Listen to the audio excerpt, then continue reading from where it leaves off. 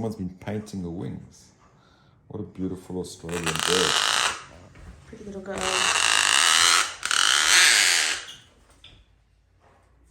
So what do we got, Phil?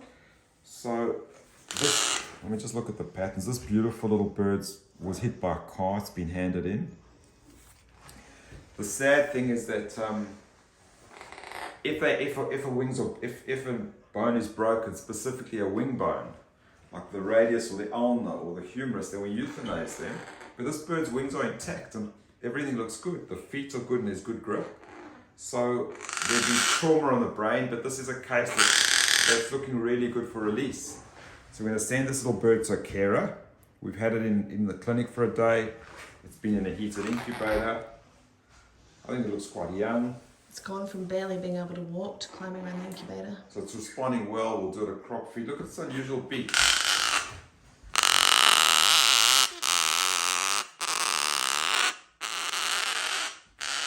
So this will go off to a carer. The Wildlife Care Network is just incredible. We've got a group of people that dedicate their lives at no charge to help rehabilitate wildlife.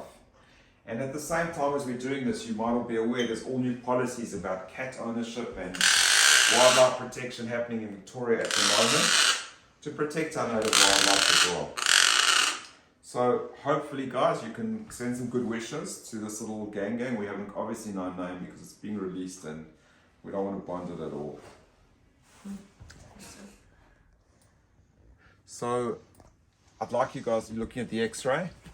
So not only do we see wildlife for no charge, we take X-rays, anaesthetized. So you've got to be aware that when you take a bird to a vet, there's a lot of effort behind the scenes. Sometimes a percentage of the work they do is pro bono work for wildlife. Looking at this X-ray, I'd like to show you. So this is the ulna, and that's the radius. This is the elbow, and that is the wrist. So radius ulna. This is the humerus, so that's the shoulder to the elbow. And I'll show you a few more bones that you might find interesting. This is the femur, the leg bone, and it goes into the tibia. Now, in birds, bones get fused, and there's not really an ankle, so it's called a tibiotarsus, which is kind of the femur and the ankle together. And the fibula is really tiny in birds. It's almost non-existent. So you can see that, and that's the knee or the stifle. You can see there's no patella. We don't have a patella here. That's all I really want to show you. This is a coracoid or strut bone. It's hard to see the scapula. The scapula's running here. And this is the neck vertebra. You can see it's bending a little bit. This is the trachea where they breathe, and you can see the trachea going through. And there's a little more. I'll just show you one more. Let's just rotate this a little bit.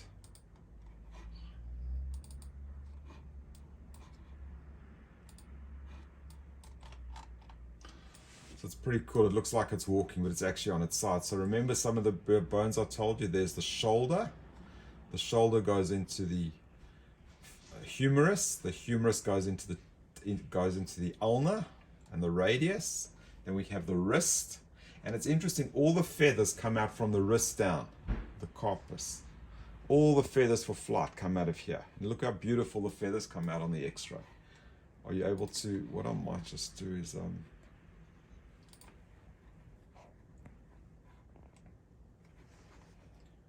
but you can see the feathers. You can see the feathers really well.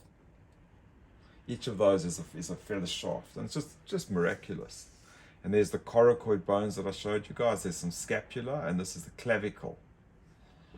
And if you can actually see on this view, you can actually see some of the organs. So that's the heart. You know, here we've got behind the heart usually some liver, and then we've got intestines. The kidney sits in this recess here. And the lungs are right up here. Anyway, so this little bird's very lucky and hopefully will be released.